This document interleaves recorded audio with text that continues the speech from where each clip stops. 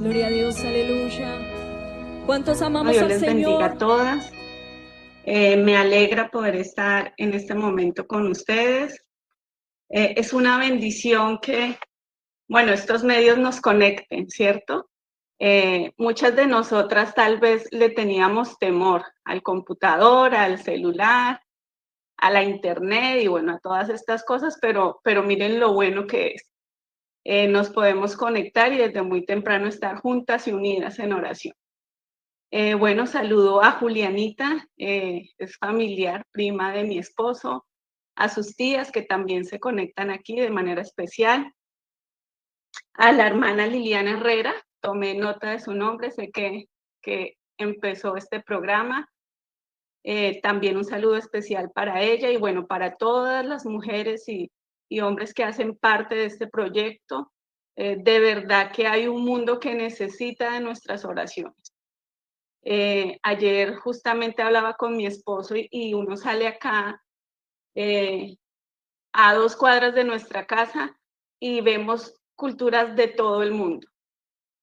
Tal vez en Colombia es un poco más lejano eso, pero aquí salimos y vemos a las mujeres musulmanas, chinas, bueno, a todas las culturas diferentes y, y eso nos lleva a pensar en la necesidad que hay, en la necesidad de orar y de permanecer unidos como iglesia, amén, porque nosotros somos la luz del mundo.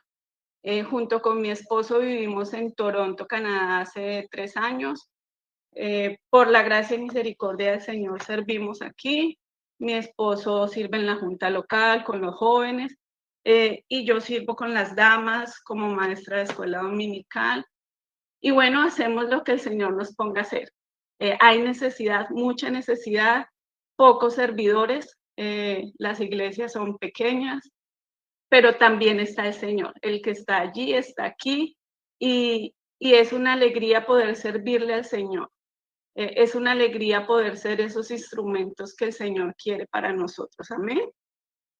Bueno, sin más preámbulos, vamos a predicar la palabra del Señor, vamos a permitirle al Señor que nos hable y que nos enseñe esta mañana. ¿Me? Así que si usted tiene sueños, si está un poquito así como cansadita o cansadito, yo le invito a que se levante, a que abra su Biblia y que empiece a seguir la lectura desde su casa.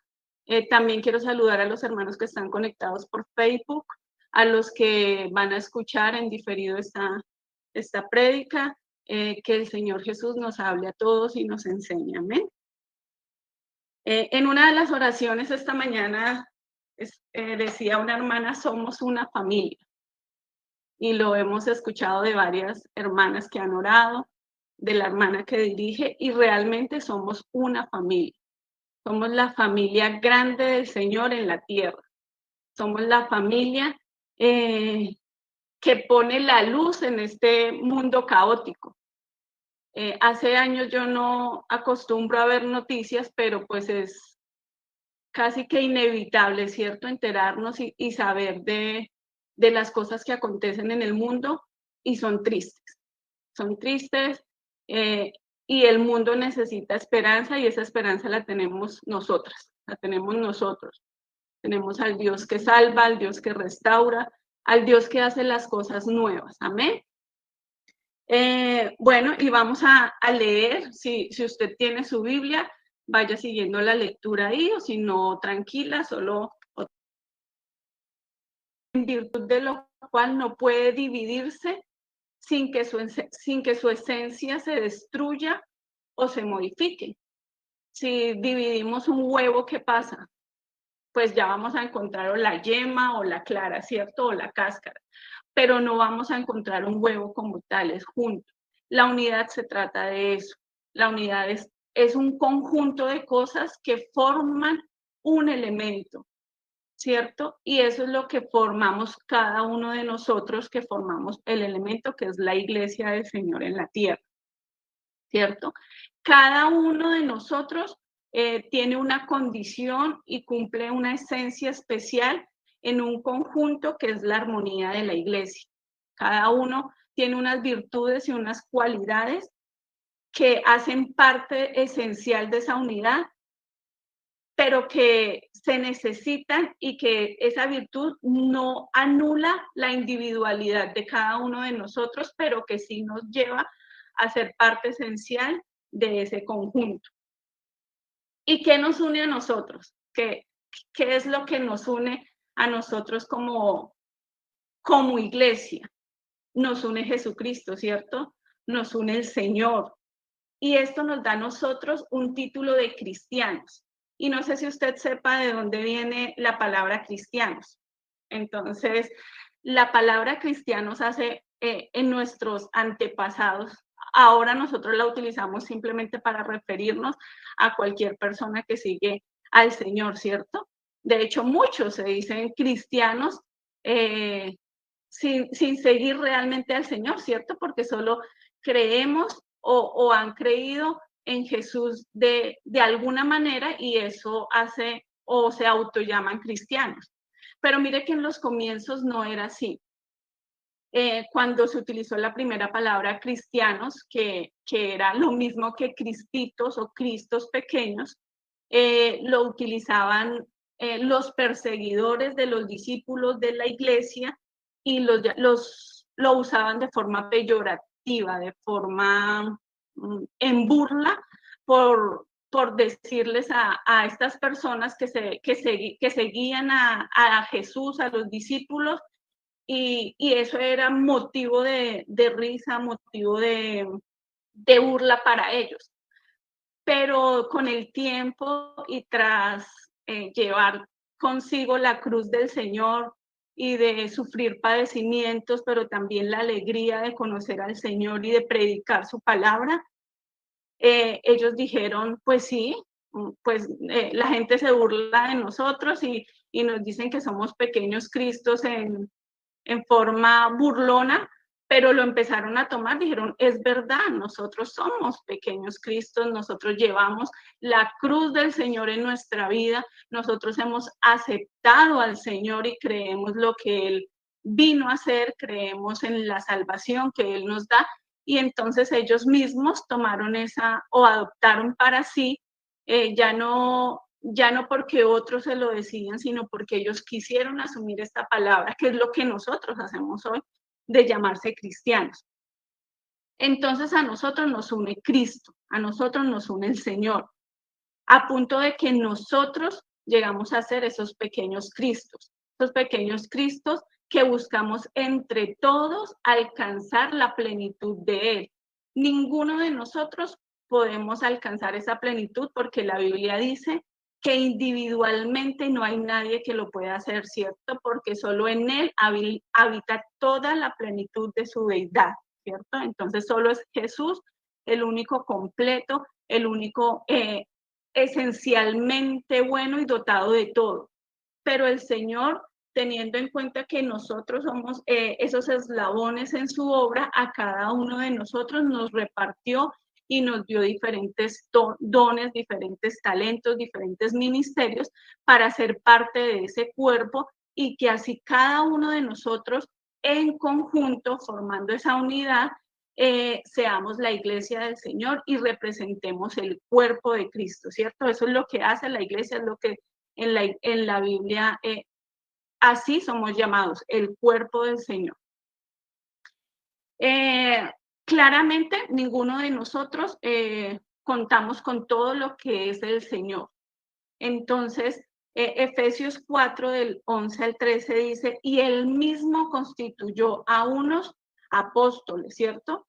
A otros profetas, a otros evangelistas, a otros pastores y maestros. Escuche esto. A fin de perfeccionar a los santos para la obra del ministerio, para la edificación de ¿qué? Del cuerpo de Cristo.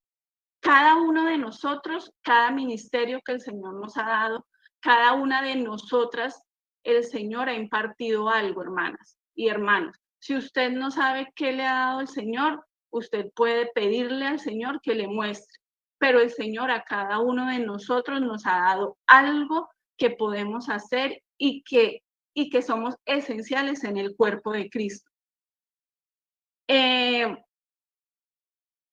Todos somos igual de importantes. y no que todos seamos iguales, somos igual de importantes en el cuerpo de Cristo, así como cada órgano de nosotros que hay en nuestro cuerpo tiene una importancia. Y por pequeño e insignificativo que pareciera, cumple una función. O no sé si usted, yo me he pegado en un dedito, en un dedo pequeño, que es el ejemplo más popular que escuchamos, ¿cierto? Y pareciera que fuera pequeñito, insignificativo, pero si nos golpeamos nos duele, ¿cierto? Y no nos duele solo el dedito, sino que nos pasa un corrientazo por todo el cuerpo y nos duele todo. Así es en la obra del Señor. Cada uno de nosotros cumple una función importante y si uno se adolece todo el cuerpo. Y si uno falta, entonces todo el cuerpo queda falto de eso.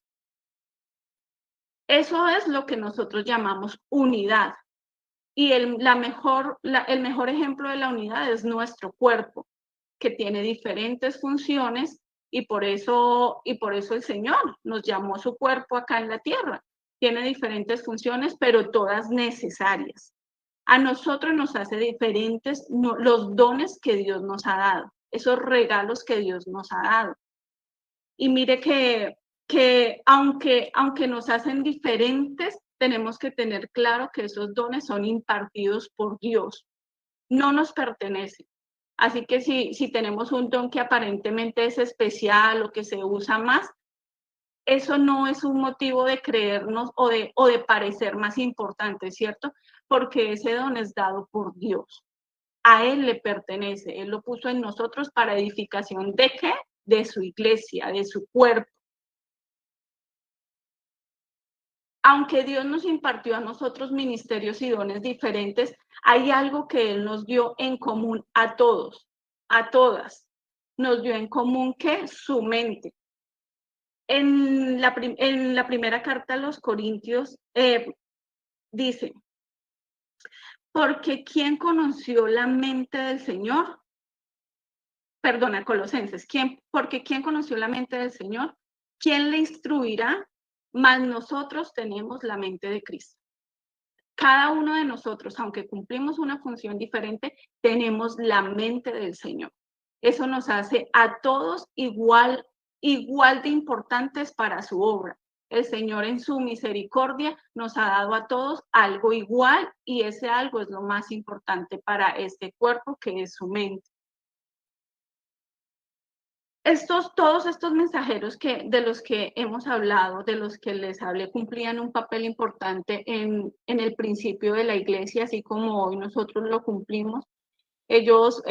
Nosotros predicamos y mostramos al Señor en nuestra vida.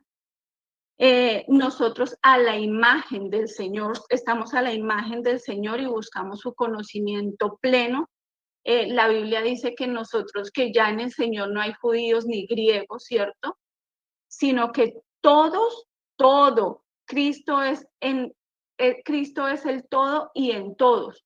Así que esta palabra, así que todo lo que el Señor nos ha dado es repartido y dado en el Señor, quien es nuestro todo. En la primera carta a los Corintios, que es el texto que quiero usar como ejemplo, Pablo inicia, no sé si ustedes han escuchado de Corinto, era una ciudad comercial, está ubicada en un lugar estratégico.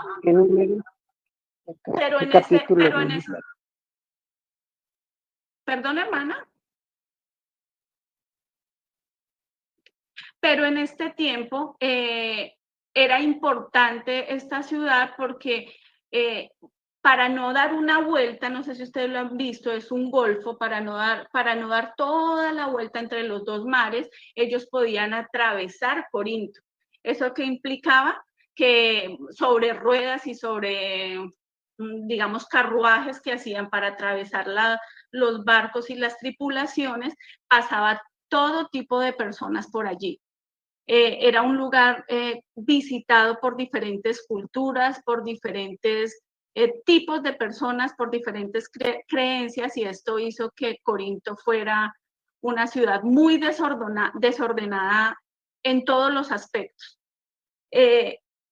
Entonces, cuando nace la iglesia al poco tiempo, pues empiezan a haber problemas de estructurales, problemas de doctrina, problemas sociales dentro de la iglesia, y esto llega a los oídos de Pablo, quien estaba en Éfeso, y él manda esta primera carta a los Corintios, donde trata el primer tema, que es del que quiero hablar en esta mañana rápidamente, y es la unidad.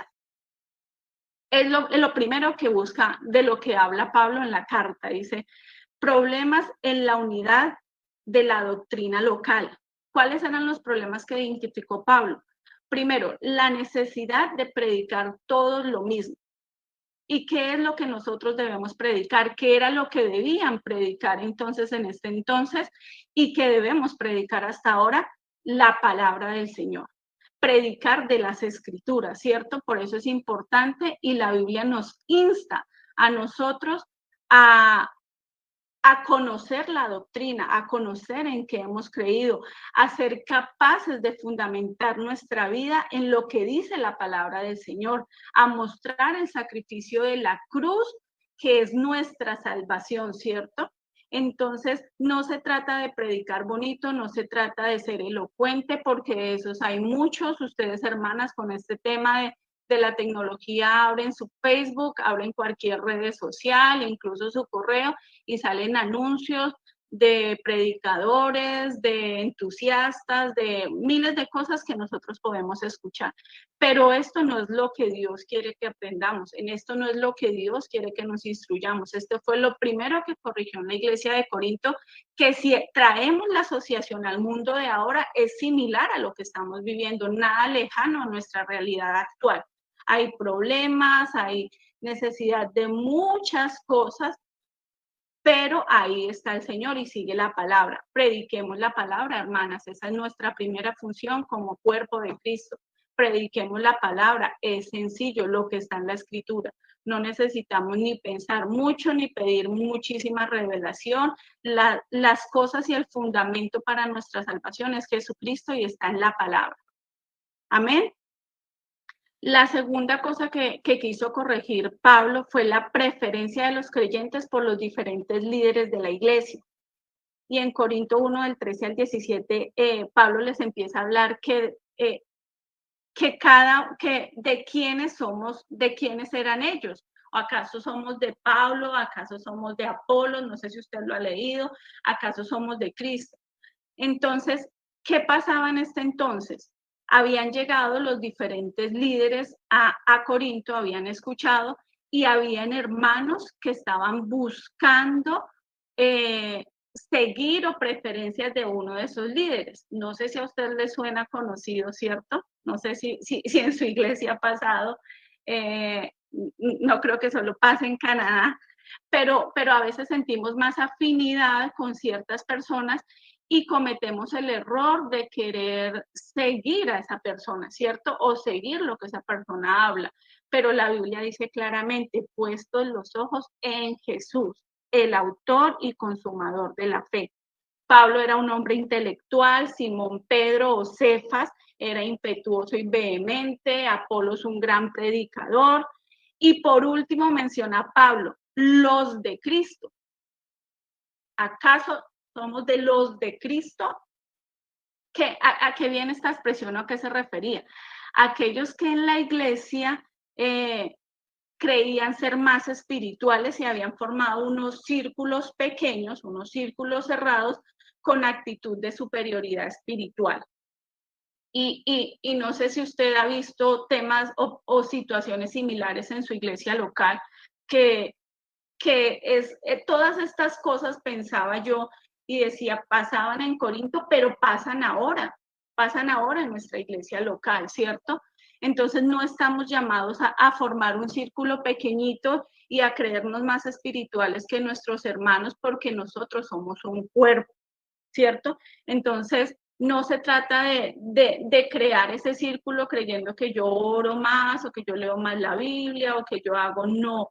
Delante del Señor todos somos igual de importantes. Y si usted lo hace, gloria a Dios, pero impregne a los demás, no cierre su círculo, sino al contrario, que usted sea ese ejemplo para que los demás también se llenen de la palabra del Señor, para que los demás también tengan en su sentir el orar y el vivir una vida como el Señor quiere que la vivamos.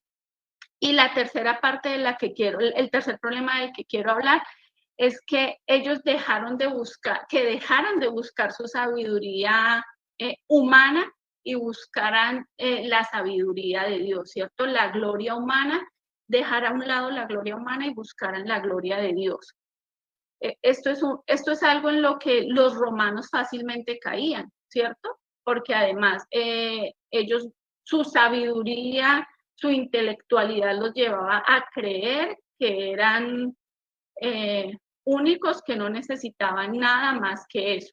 Pero Dios dice, y lo dice claramente, dejó de lo más vil y menospreciado, ¿cierto? El Señor sacó para avergonzar a los sabios.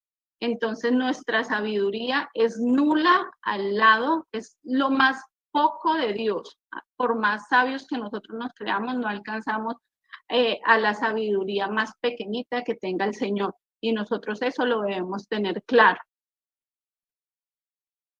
Todos nosotros estamos unidos, entonces, ¿por qué? Por Jesucristo. Y a nosotros nos une su espíritu. Entonces, para terminar, yo quiero que usted preste atención a esto. Sé que lo ha leído, pero quiero que escuche con atención. Yo, pues, preso en el Señor, os ruego que andéis como es digno de la vocación con que fuisteis llamados, con toda humildad y mansedumbre, soportándonos con paciencia los unos a los otros en amor, solícitos en guardar la unidad del espíritu en el vínculo de la paz, un cuerpo y un espíritu, como fuisteis también llamados en una misma esperanza de vuestra vocación. Y este es el lema de nuestra iglesia: un Señor, una fe, un bautismo, un Dios y Padre de todos, el cual es sobre todos y por todos y en todos. Y nos vamos al versículo 13. Hasta que todos lleguemos a la unidad de la fe y del conocimiento del Hijo de Dios, a un varón perfecto, a la medida de la estatura de la plenitud de Cristo, para que ya no seamos niños fluctuantes, llevados por doquiera de todo viento de doctrina, por estratagema de hombres que para engañar emplean con astucia las artimañas del error, sino que siguiendo la verdad, de nuevo, escuche, en amor, crezcamos en todo en aquel que es la cabeza, esto es Cristo, de quien todo el cuerpo, bien concertado y unido entre sí por todas las coyunturas que se ayudan mutuamente, según la actividad propia de cada miembro, recibe su crecimiento para ir edificándose en amor. Entonces esto no mire que es un gana-gana, como se dice, porque crece la iglesia, pero crezco yo. Todos crecemos cuando estamos unidos en la iglesia, cuando cumplimos nuestra función, cuando, si usted es ojo, pues sea ojo de una manera feliz y pertenezca a este cuerpo con gratitud. Cada uno de nosotros tiene una función y un don que delante del Señor y para su cuerpo en la iglesia es supremamente importante.